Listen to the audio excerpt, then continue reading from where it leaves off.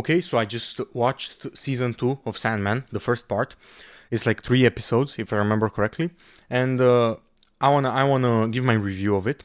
So, firstly, is it good? Yes. What are my gripes with it though? So I have some notes right here. I'm gonna go over them. I think they pushed the DEI stuff quite a bit with this one. Like every single way that they could, they either gender swapped, which I don't like the fact that John Constantine is Joanna Constantine. I do not like this, especially because a lot of his character is based around him being like a basically like the Human Torch or like being like a snarky man, right? I don't like that. But let's say okay, fine. I don't mind the race swaps. I'm gonna be honest. I don't really care. Like, I don't think DEI is having black people in there, especially in this IP. It just fits with the IP, so I don't mind that. But I just don't find it plausible that literally any side character that you can muster up, you make trans. Uh, I mean, look, it didn't dissipate from my own experience of that. It was a bit cringe, like for example, like making a entire subplot of like a small story of this trans person. It was like, why are you even doing this? This is like about gods and like whatever. I mean, sure, like whatever. But if this is an incredible, like if you're homophobic, don't watch this. You're not gonna like this. But for me, it wasn't that big of a, oh my god, I'm not gonna watch now, I'm gonna boycott this. It wasn't that big of a deal. Another problem that I have, and by the way, I'm gonna say the good stuff too. Don't think that I'm this like this right tard as people say. I'm just gonna give my problems straight up and then the positives. I think that it's way too sexual. Like a lot of the sexuality in it is like exaggerated with the desire. I'm like, yeah, it's like the representation of desire, of lust. That's okay. I get it. But what does delirium have to do with lust? I don't know. It's like I'm gonna give. These are very minor spoilers. This will not spoil the plot at all. These are just like a bit of interactions that don't really matter at all. Don't move the story forward a bit. So you get like you go into the realm of desire, right? And it's like this train cart, and it's like you're walking down the train cart like Morpheus, Tom Sturridge is walking down this like train cart, and suddenly it's like this red, like I know, passionate, like bondage stuff, and it's like, what? That's delirium, bro. That should be fairies. That should be, I don't know, like basically like a mushroom dream, right? It's like the type of shit that Joe Rogan talks about on his podcast. That shouldn't be that is desire's realm. I think that a lot of people that push a lot of these leftist ideas are way too sexual, and I think that this is gonna hurt their cause. And I know the reasonable people from the leftist ideation, they agree with me. But again, this is not something that ruins it. It's like it just like takes you away from the thing. You just remember, oh, this is a show. It doesn't fully immerse you, is what I'm trying to say. Like I'm gonna give another. Again, these are not big spoilers. You can just hear me out on this. Okay, so there's like this subplot of this like Wanda character, which is like trans, and like her family didn't like that. They were religious or whatever, and they buried her like with like cut her hair and like whatever, and it's like, was this necessary? The same with Tom Bombadil in like The Lord of the Rings. Was this side story necessary to move the story forward? No.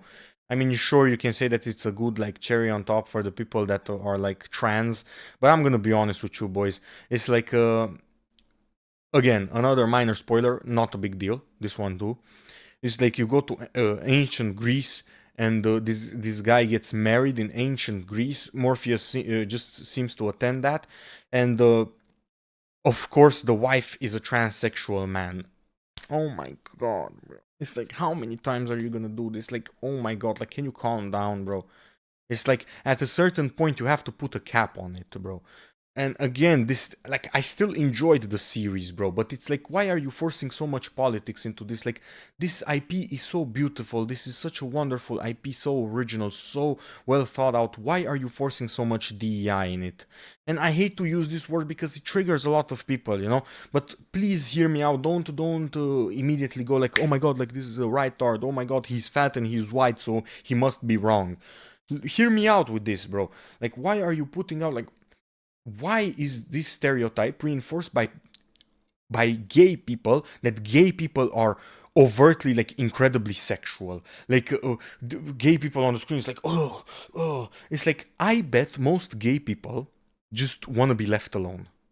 And I don't know if I have any in here. I know Firo is, and I know Proton is, so my boys from the Discord, so they can comment on this. But I know a lot of gay people. They just don't want to be left alone. But I don't want to comment on that because I wouldn't know any better. Okay, you say what you have to say about this. I'm gonna give, or no, this is gonna be later. I'm gonna give this because you can say it's a slight spoiler, so I'm gonna say this later. So stick for that. Um, Positives: the every single shot, like the scenery, the shots, the color correction, the whatever, like the color balances, they're so incredible. The artistic vision is there. The how can I put this? The sets are really beautiful. I feel like it's wow, it's really beautiful. I feel like even though they push a lot of this DEI stuff, the art was on point. I cannot complain about that. Even though some props look like for example, Lucifer's wings were like, but it's like I can let that slide. Maybe it's like just a metaphor for his wings, or whatever. But like, I know it's like mental gymnastics. I'm like doing a split from one conclusion to another. But yeah, I keep trying to defend this because obviously, as you can see, I'm very biased. I really like this series. I think that it's unique and it's like Sandman comics, and this is something so unique that, in my own opinion, maybe I know a lot of nerds are gonna be like, well, there is this hyper specific example, but I feel like this is very unique. This I haven't seen anything like this, and I don't like the fact that they're butchering the IP with their personal politics, but the IP still carries. The story is good. Some of the stories, like, what the fuck is going on? Like, my experience with the series, I like watched it like straight up in a single day, all of it. Was like, I was watching, and it's like, what the fuck are they doing? Oh my god, this is so cringe. Oh no, no, no. Then, oh, this is nice. This is nice. W in the chat. And then, oh my god, this is so cringe. Can you skip? Oh, I want to skip. No, I don't have to skip. No, no, don't skip. Look at it. I'm gonna give that a slight spoiler. Again, this one is not that big, but maybe it's gonna be of importance to you. So if you don't want to hear this, just skip like 1 minute forward. But there's this like scene with like Thor, right? And it's like basically the writers are basically mocking Thor. It's like Thor has this little hammer. He's like banging on the gates. He like sees like a demon woman and puts like the hammer on the table and says, "I like bald pussy" to her. And he says, "Would you like to ride the hammer?" And he's like stroking it. And I'm like, what the fuck is this? Whoever wrote that, please fire them. Like whoever wrote that, I would put them on a sexual predator list. Like, I'm not even joking, bro. Like, what? Like, that made me uncomfortable. And I'm gonna be honest with you, boys. I'm very hard to make uncomfortable. Okay, that genuinely made me uncomfortable. Like, whoever wrote that is, I don't respect them. I'm gonna be honest. If you wrote that, you are butchering your own series. Okay, why would you even put that in the story? Another thing with like Morpheus, uh this is not gonna be a big spoiler, but if you want to go completely blind into it, you are not at the correct place. Like you should have just quit by now. But Morpheus, like at a certain point, like there's this, so I'm just gonna explain it with like very vaguely. So you got like this character, right? Like these characters, and they're telling another character, Morpheus, is like, "Oh, I do not agree with what you did 10,000 years ago." And two characters, one of them he hates and one of them he respects. One of them tell him, "Oh, you were just basically insecure." And another character just like, "Oh yeah, that guy was kind of right, even though he was an asshole." And what I don't like about that is, does it really feel coherent to you that somebody that is immortal, like Morpheus, stands on his choice for 10,000 years, and then suddenly you are a bad boy, no, good, not good, not good. Somebody tells him, and another person tells him you're a bad boy, and now he just suddenly wants to fix that problem. Hard to believe, in my own opinion. I feel like this was something that the writers were like, "Oh my god, he doesn't like." They felt like, okay, By now, go away if you don't want any spoilers. But I'm gonna get into the a bit spoilers, but not too big again. He basically goes to rescue a woman that he fell in love with 10,000 years ago, and he put her in hell, right? And I feel like the writers were like, "Oh my god, this is like a man not having what he wants. This reminds me of my ex-boyfriend." So they're just making Morpheus basically, oh, I was a bad boy, and they're basically putting their ideas and their like own opinion into the story, into the characters to basically tell the main character, and then the main character is so suddenly like this. He just switches. Okay, yes, W, completely right. I did so wrong, and I feel like his change in character was too sudden, and it you didn't let it marinate.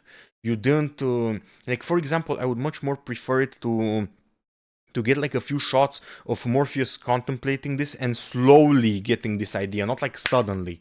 You know what I mean? And this is a literal like skill issue on the writers. It feels stiff a little bit, if you know what I mean. But Tom Sturridge is an incredible actor. I feel like he plays the edgelord incredibly well. I should have said this at first, by the way. But uh, the endless are wow. Like, I was surprised. I was like, with Delirium, I was like, oh, she doesn't look like not really like the comics. Like, she resembles her, but yeah, okay, she looks like an alt girl. But the character grew on me, and I'm gonna be honest, she grew to be my favorite. I'm gonna be honest with you. I really like Delirium. Delirium is my favorite in. I'm gonna say straight up. I wanted to buy the comics physically, and I want to read them, and I'm gonna buy them physically, so I don't want to read them online. But from what I've seen on the comics and from the art, I really love the art of Sandman. Delirium is my favorite in terms of art style. Like, it's just like this. Wow! Like, whoever made that is brilliant. But um, I just didn't imagine her that way. But again, this is not a big problem. I I'm gonna be honest. The series is good. If you like Sandman, if you like this type of stuff, is good. Like the things that they explore, like I feel like a lot of people just try to cash in on Norse mythology, but I feel like this is warranted because they also have like fairies, they have another mythology, they have blah blah blah and blah blah blah. You know that, like, they have a lot of stuff. So not a big deal. Uh, the DEI, I can look past it because I'm gonna be honest, the IP and the story and the actors kind of carry it. I'm gonna be honest, like Delirium, um, Morpheus, like Tom Sturridge. I really like the librarian girl also, but she feels a bit forced in writings by the writers. I feel like there's a lot of writer issues, in my own opinion. Like, a lot of times I look at these like writers, and they give me confidence, right? Because I remember, like, I watched Fight Club, and I realized, oh my god, bro, if I was a screenwriter, something like that I would have wrote. And I know this sounds like ego, but literally, I watched like a few movies, and I realized that these people, I'm gonna be honest, they aren't really that talented. They're just the boss's nephew. And this further emphasizes this, like, whoever, like, they just got the role, and they just wanted to put their personal politics into this. They just wanted to, they ridden on the IP. And I'm gonna be honest, the IP carried them. Straight up. The IP carried them. Like, if it were not for Tom Sturridge and the IP, this video would have been way differently. Okay. Um, I'm gonna read notes straight up that I made. So death is good, but her lecturing dreams feels forced. Like, the writers didn't like the character's choice, and they pushed their beliefs through desire and her to give him a reason to do something. So this is what I was talking about. Instead of Brienne of Tarth, I'd prefer someone like the guy from the actual Lucifer show. Her acting is great, though. Um, Lots of new characters are so cringe. This was Thor. This was a lot more Loki. Why is it so sexual? Again, this is with Thor. They try to pull a Kratos with Susano. Jesus is so obvious. Susano is like a Japanese like god. Is like the god of thunder. It's, you know, Sasuke has those armors. That's Susano, right? And it's like god of thunder and or storm. And Susano seemed like he had the potential, but I feel like they just try to do a cheap copy of Kratos in the least amount of time possible. Like instead of delving into the trans like Wanda story, they could have delved into Susano more. Um I feel like a lot of stuff is just the writers want to get this story moving, right? I don't know if this was prevalent in the comics too, but I don't think that's a good enough excuse. You as a writer shouldn't be able to do this because the comics were like so long ago that I don't think that this is an excuse. For the comics is an excuse, but you don't have excuses, okay? Um a lot of times I feel like so I write a little bit as a hobby. So I get this exact same vibes whenever I get like a writer's block and I just want this character to do this and that. So I'm just gonna make another character, tell him what I want him to do, and then he's just gonna do it. I don't do this by the way anymore. I did it as a beginner, but I feel like they do this move a lot of times.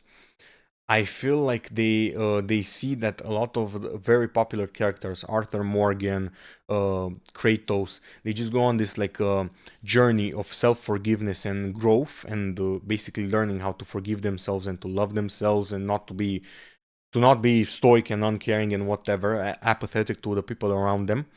I feel like this was not earned. I feel like this is not like a villain saga or like a vagabond type of story. This was a bit too rushed. Maybe if they began this more in the beginning in the first season and now we are getting the payoff, but I feel like this was so sudden. It was just too sudden. It should have been more linear instead of so exponential, especially with characters that are like kind of like Kratos, you know, that they're so old. uh I feel like it just doesn't is not coherent with reality, and it doesn't feel realistic in my eyes. I cannot disband disbelief because even if I simulated this world in my own head, it wouldn't be coherent with this world's laws to basically have like a being that is millions of, if not tens of billions of years old, suddenly change his mind after one talk. Like you know this with old people, like a lot of their biases are reinforced for so much time, and they've been reinforced and they've been held up for so much time that it's so difficult to get these people out of their own molds. So to see the literal epitome of old and basically being on their path and in their mold to just change like this, that's crazy in my own opinion. I feel like I'm gonna be honest with you. I feel like I'm arrogant. I could have done a better job. If you're if you're a Netflix writer, hit me up. Anyway, should you watch Sandman? Yes, I would recommend it. Please look past the DEI stuff. I mean, in my own opinion, it's not that big of a deal, except with the Joanna and a bit of the too much emphasis on the trans stuff. But other than that, like I'm gonna be honest, like I don't really care. Like this is acting, but you know, it's like okay, what? He's like a gay guy or like a trans man that is no trans woman that is like doing like a role for a woman. Okay, who cares? At least if they're not like the main character and you constantly like have to be like, oh my god, bro, again with this DEI stuff. Other than that, I don't mind it. Even if it happened, like I would be like, oh my god, why are they pushing the politics so much? But in this story, it makes like somewhat of a sense, right? Because let's be honest, like of course there are going to be black people if you're going to go into uh, tens of thousands of years old, you know, like beginning of human time, you know, you go to France, you go to Greece, you go to whatever, of course there's going to be diversity because naturally there's diversity. um, Also despair is a fat woman, which now that is how you do diversity because despair is actually a fat woman in the comics. So that's how you do the diversity, not with this like force stuff. Like you have to have naturally occurring diversity. Think about Dune. Of course, there are gonna be Arabs and black people in Dune because it's a desert setting. It's like a southeastern look. So of course there's gonna be diversity. Naturally, there's gonna be diversity. Which, come to think of it, basically there's not diversity because almost all of them are Muslim, like look, not Muslim, excuse me, Arabic, or like southeast, a southeast or very southeast or African or whatever. You know, basically darker skinned people. So there's not like what I try to mean is not just white people. Okay, you have to make it coherent with the world whenever you do diversity like that. You know what I mean? Like, don't force it. Like, for example, a good show that did diversity well is Sex Education, Dune. I don't want to delve into this anymore because this subject is so. I just cannot go in good faith in this subject because people will just like ignore what I have to say. So I'm gonna stop myself right here.